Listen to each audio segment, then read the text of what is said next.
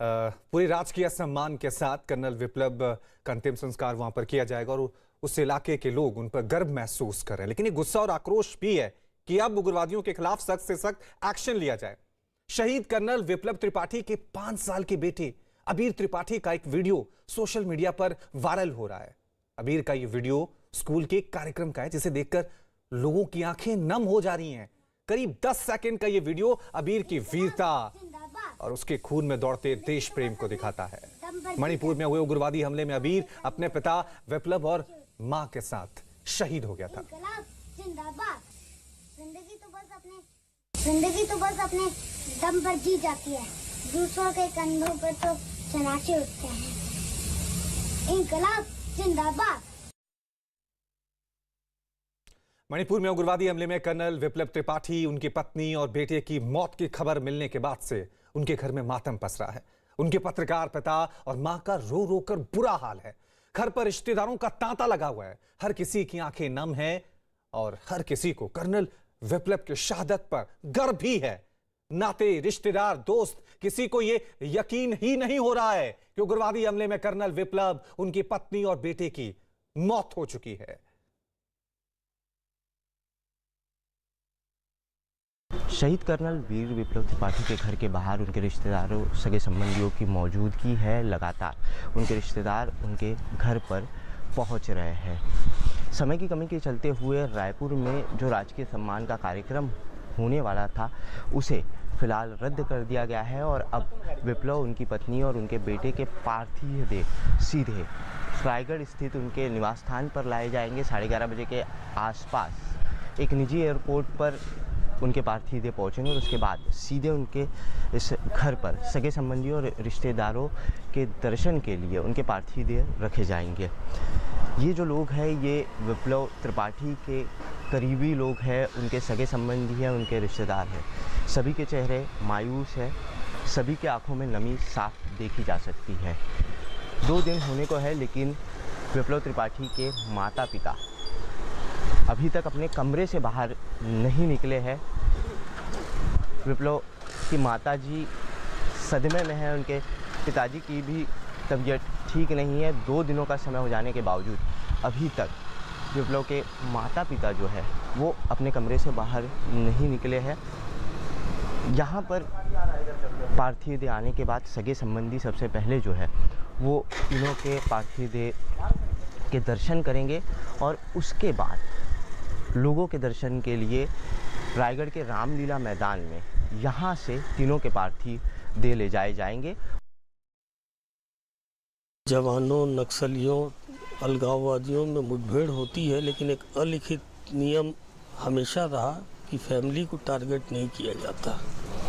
आज तक आपने नहीं सुना होगा आर्मी या पुलिस ने किसी की फैमिली को, और न ही उन्होंने कभी आर्मी ऑफिसर या सिक्योरिटी फोर्सेस की फैमिली को टारगेट किया। ये फर्स्ट इंसिडेंस है, उसकी पूरी पीढ़ी खत्म हो गई। कोई शब्द नहीं कहने की शहादत की, और एक कमांडेंट पे हमला, कायराना हमला, उसके 6.5 साल के बच्चे की भाभी को ये जो शहादत हुई है, ये जो कायराना हमला हुआ है, इसे ना देश भूलेगा, ना रायगढ़ भूलेगा, ना हम। हमारे वो कर्नल कभी थे ही नहीं। हमारे बोलू दादा थे, जितने स्ट्रांग और जितने दबंगई से वहाँ काम करते थे, उतने सॉफ्ट रायगढ़ में रहते थे। रायगढ़ में ये पुरानी बस्ती है, रायगढ़ का हर एक बंदा उनको जानता है।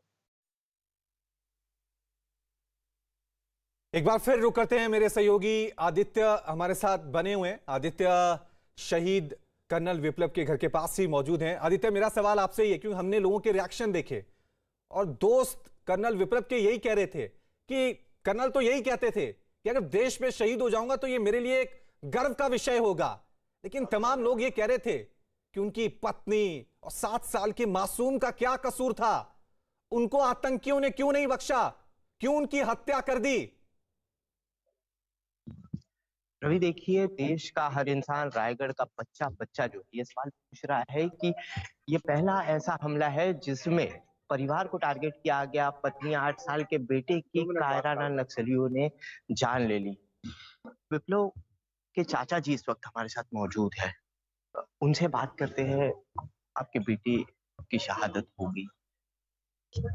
ये हमारा बेटा तो ही है, देश का भी बेटा है। ये सारे भी लड़के वाले हमारे बच्चे समान है, इनके लिए देश को सोचना चाहिए। ये जैसे मेरे बच्चे समान है, इन लोग भी, इन लोग का क्या सरकार से कहना चाहेंगे?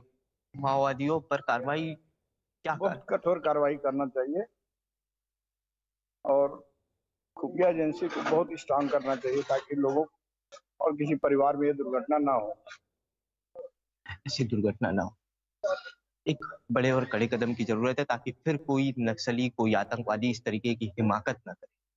बिल्कुल, ये बिल्कुल वाजिब हो रहे हैं आप। किसी भी प्रकार का ये दुर्घटना और नहीं होना चाहिए। कोई भी प्रकार के जो उग्रवादी नक्सलाइट ये हमला होता है जो पूरे देश के लिए कलंक है।